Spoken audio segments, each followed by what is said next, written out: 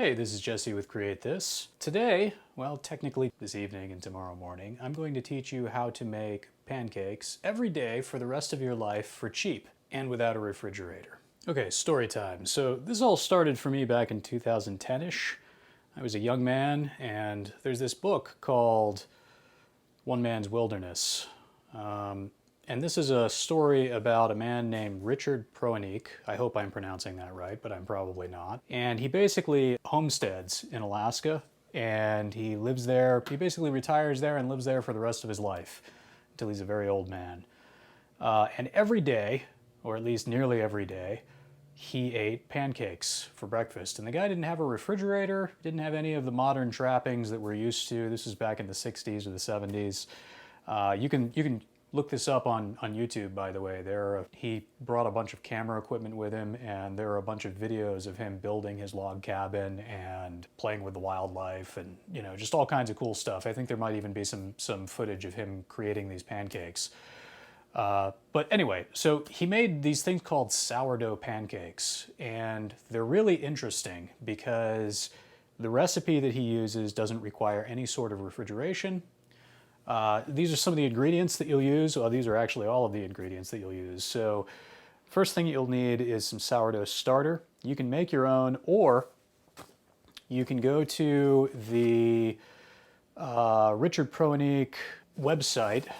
There it is right there, richardproennekestore.com. And you can buy a spoonful of his sourdough starter, and that's what I did. So it comes with this pamphlet that has a couple of recipes on it, and a wooden spoon, and some sourdough starter crusted up on the spoon. Well, that's kind of gross, you think. Yeah, I mean, it kind of is, but it's also kind of awesome. So from that, you can create a sourdough starter. And a sourdough starter is basically a culture of, and I'm not a food expert, I'm also not a scientist, so I might get this wrong, but I think it's a culture of yeast and bacteria that feeds on water, dechlorinated water, and flour. So basically in this jar, I have about a cup of sourdough starter that I created or grew from whatever was crusted over on this wooden spoon. Now, again, you could make your own or you could buy it. I thought it would be cool to brag about a 100-year-old Alaskan sourdough starter, so I bought mine, but there are also some very cool videos online about creating your own if you'd like to do that. Okay, so ingredients. So you're going to use sourdough starter. I like to have the wooden spoon that comes with the kit is a little too big for me. It's good for like spooning out the sourdough or the pancakes, but I prefer a slightly smaller spoon because it fits in my jar a little bit better. So the important thing is you don't want to use metal because metal can kill bacteria, and you don't want to kill the bacteria. You're also going to use dechlorenated water. My refrigerator has a filter on it that will dechlorinate. I think it's up to like 97.7% of the chlorine, as long as you keep the filter current. So you have to change it like every 6 months. So I use that for water. Makes the water taste really nice too. This is self-rising flour. I think unbleached flour is a little better for this, but all I have at the moment is self-rising flour, so that's what I use. Sugar and non-fat instant dry milk. So you can buy this at Walmart for, this is 64 ounces or 4 pounds, and you can buy this for about $10 right now. It is 2021 right now. And assuming that you can find it in stock, you know, the pandemic is a thing and they were out of stock for a while, but I think they're back in stock mostly now. So that is a pretty good deal. You don't want to buy it on Amazon because on Amazon there is dry milk intended for like sausage making that comes in like a little tub, and that's cool, but you only get like a pound more, and it's like something crazy like 50 bucks. So this is from Walmart is far less expensive, I think. And then baking soda. So we're not going to use the baking soda right now, so we're going to set that aside. We'll use this in the morning, okay? And then the final thing that you need is, I really prefer to use a cast iron pan. And that's because cast iron is non-stick naturally, and I prefer to have a non-stick surface when I'm creating pancakes or cooking pancakes. I don't like Teflon. There have been a couple of studies about Teflon being harmful to humans long term, so I would stay away from that stuff if I were you. And then I also use a spatula of some kind to scrape off the pancakes, usually made out of stainless steel or something like that. So without further ado, let's get on with the recipe. Okay, so it is 9 o'clock in the evening on a Monday night. My daughter is going back to school for the first time. She's been on fall break, so she's going back to school for the first time tomorrow morning. So I'm going to make her some pancakes in the morning.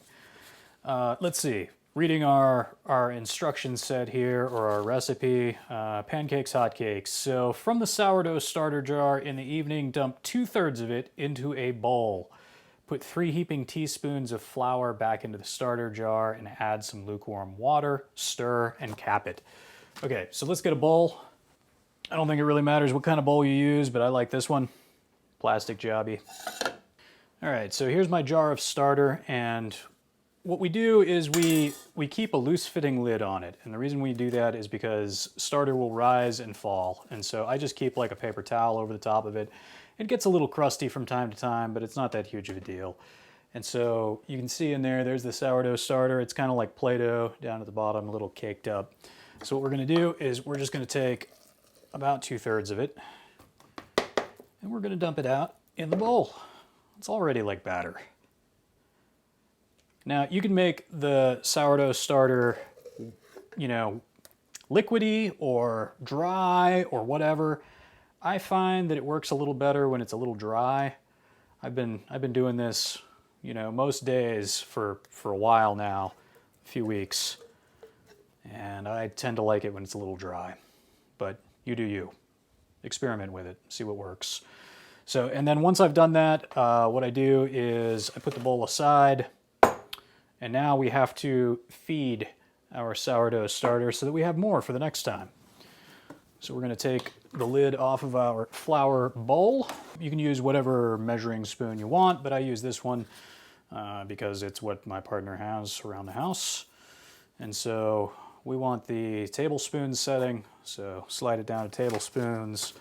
And they call for, add 3 heaping tablespoons of flour back to the starter jar. Okay, so I don't listen to those instructions. What I do is I like to have, and you do you, you know, whatever works for you. It doesn't have to be an exact science, but it can be. So I have measuring, you know, markings on this jar. I like to fill it up to 1 cup. So what I do is I tend to put a bunch of heaping tablespoons of flour into this guy here. I really don't count. I don't really care how many it takes. I just do it and do it until it's full. So that's pretty good. I can do 1 more maybe. Okay, and then once I've got some flour in there, I add some water. Here at the old refrigerator, we're just gonna add some water. Not a whole lot, just a little bit. And then we're gonna mix it up.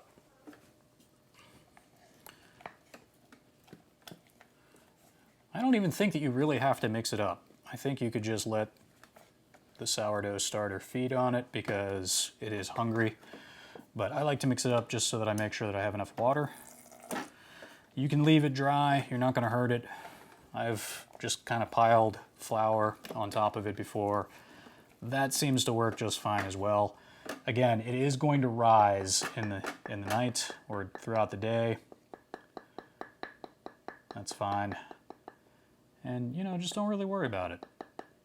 It doesn't have to be precise. This is a living organism and it kind of does its thing as long as you don't actively try to kill it. This is one of those videos where I really hope that like 5 years from now I don't look back on it and think, oh my God, you're such a moron, Jesse, because that happens to me a lot when I make these videos. I learn a lot, just like, you know, you're probably watching this to learn something too. I learn as well from making these. I get comments and people tell me, hey, you're being a moron, or hey, that was really smart, you know, whatever. So anyway, loose fitting lid. So this way, if it expands and it comes up, you know, further than the lid here, it's not a big deal. And then just set it aside. I leave it, you know, my house is like 69, 70 degrees all day long, so I just leave it on the countertop right there. Okay, so to the bowl. Next step, they say add 5 tablespoons of flour and 3 tablespoons of sugar to the bowl. So let's do that. 1, 2, 3, 4, 5. Now, I find that this recommendation feeds about 2 adults and a child. So if Richard was making this for himself every day, that dude really worked up an appetite, man, because it is a lot of food. All right, so 3 tablespoons of sugar.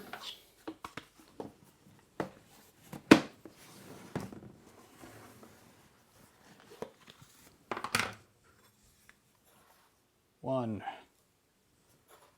2, 3. Piece of cake. And 1/2 cup of dry milk. This is the part that makes it really cool because you don't need a refrigerator and you can just make it from scratch every day, all day, anytime you want for cheap.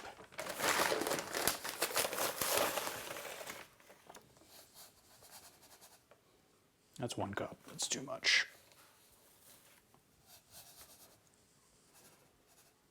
That's pretty good. There we go.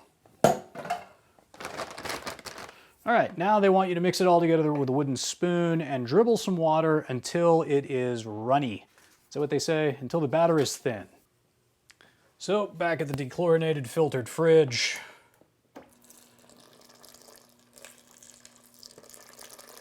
That should be enough. Mix it together.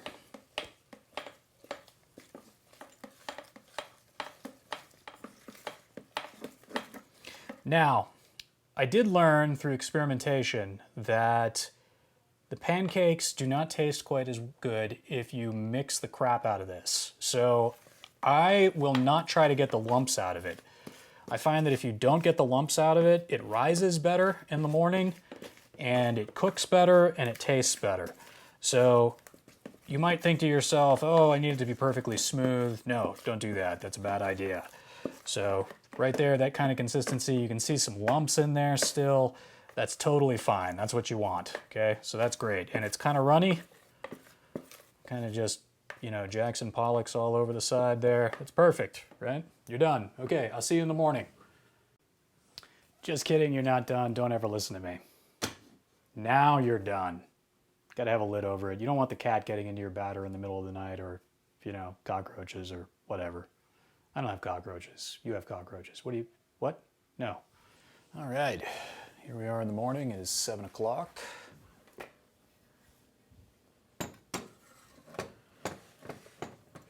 think our Roomba may have tried to get in here, but the cats were successfully deterred. All right, so first thing we're gonna do is we're gonna add some baking soda. I just like to sprinkle it. I mean, you do you, but I just put a little bit in. This is definitely the first step though, because you want the pancakes to rise a little bit, and I believe that the baking soda helps with that. And then fold it in. Gently, it says. I'm not sure why it says gently, but that is the instruction that you are given.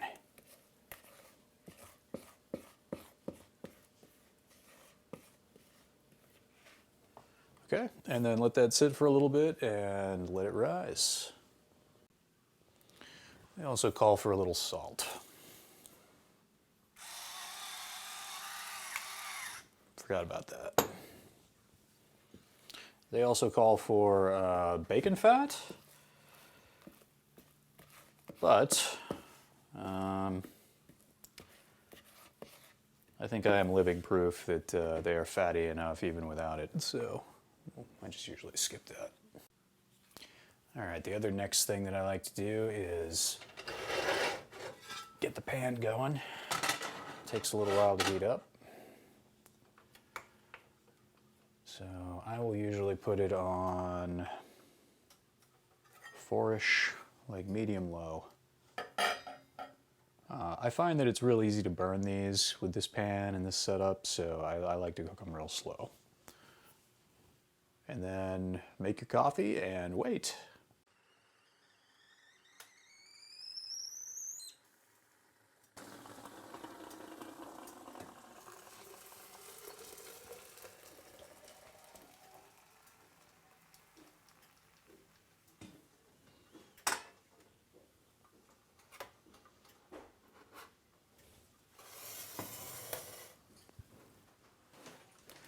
Okay, the next step is to make sure that the pan is hot enough. I admit I sometimes don't do this.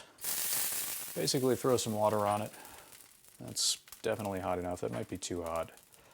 We'll turn it down. Okay, so now we can take our bowl and our spoon and we can just put a little dab of batter right there.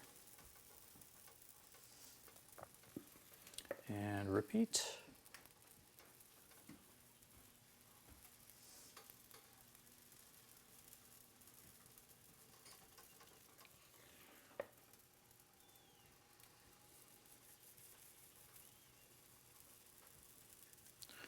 If you don't want to use the crusty spoon, you can use the clean spoon if you have 2 of them. I don't really mind so much. And we'll just let this cook until, I like to let it cook until the outside edge has started to firm up a little bit. I'll show you what that looks like. Sometimes when the big bubbles pop, you're getting pretty close to being ready. Okay, and the edges are starting to peel up a little bit from the pan. They're curling up just a tad. So I will attempt to flip this one at this point. It might be still a little too early, but we'll see. I have just a little bit of oil left on the pan from last time we cooked. I usually just coat it a little bit before I store it. And with these cast iron pans, you'll have like hot spots and stuff. So I like to flip them in the opposite direction of where the cold spot is. On this pan, the outside edges tend to be the cold spots, so I try to bring those towards the center.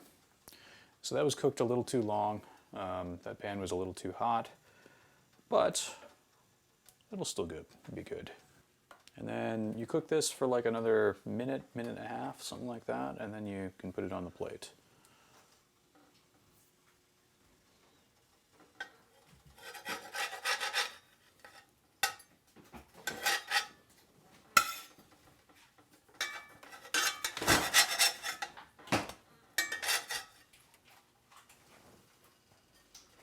This pan is a little hotter than I usually use, so these cook quite quickly.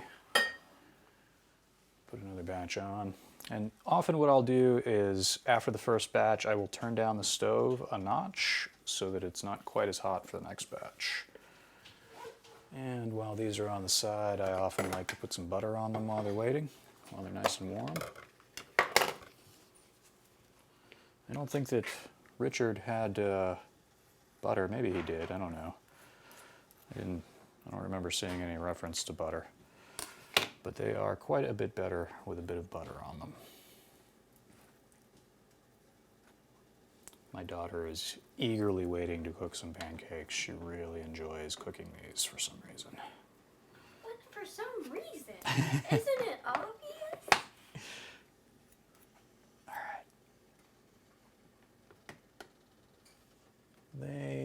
I don't think they're quite ready to flip yet. Maybe they are actually. You want to try flipping one?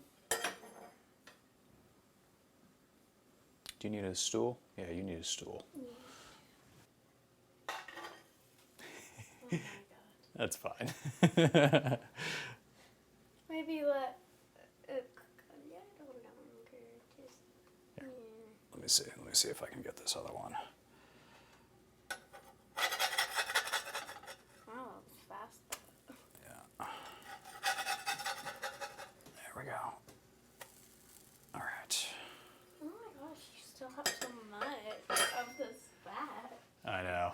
I've got a lot left over still. Oh my gosh.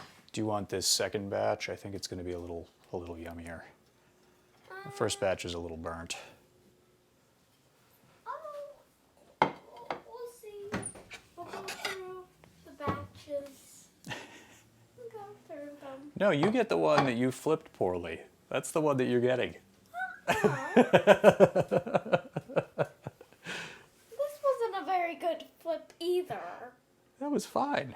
I did a great flip. Yeah, well, I did my great too. Doesn't matter the looks, Dad. Okay, I think those are probably ready to flip now. Go ahead.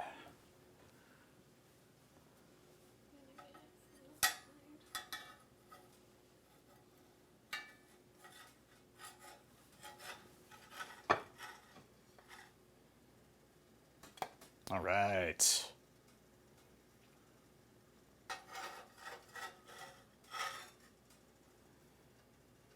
Alaskan sourdough pancakes.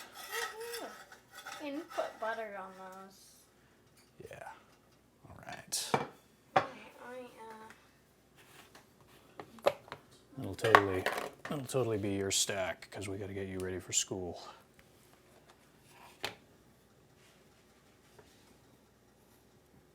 Wow, that was just... You got to hold the bowl close. It helps. Yeah. Let's see that. I'm just gonna... Yeah. That's better. There. Yeah. Plop that into there. Not too much. Plop. Plop. Plop. Plop. Alright. That was good. Oh no. There you go. You have your plop drips. On the stove though? Oh.